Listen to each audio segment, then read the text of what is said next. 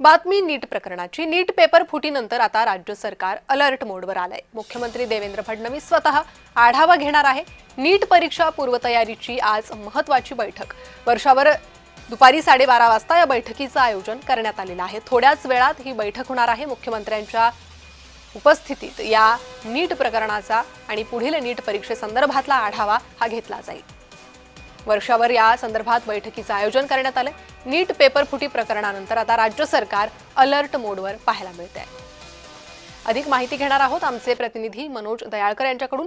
मनोज, काय अधिक माहिती मिळते या बैठकीसंदर्भात? कोणकोणत्या विषयांवर सविस्तर चर्चा होईल?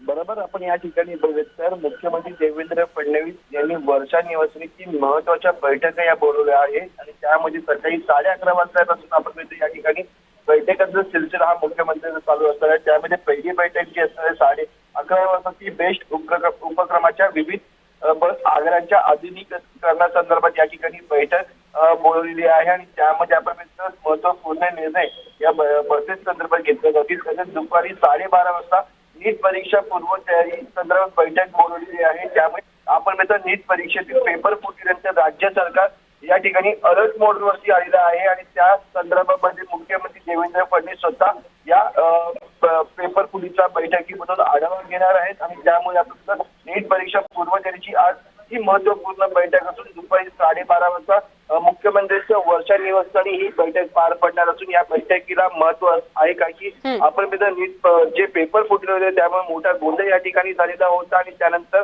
याचा आढावा आता स्वतः मुख्यमंत्री देवेंद्र फडणवीस घेणार आणि तिसरी बैठक आपण गृह विभागाची घेणार आहे कारण की सातत्याने विरोधक गृह विभागावरती टीका करत आहे आणि त्या संदर्भामध्ये गृह विभागाचा आढावा मुख्यमंत्री देवेंद्र फडणवीस अगदी मनोज, त्यामुळे आता या बैठकीत देवेंद्र फडणवीस काय सूचना देतात, काय उपाययोजना करण्यात येतात त्याकडे लक्ष आहे। धन्यवाद या सविस्तर माहितीसाठी।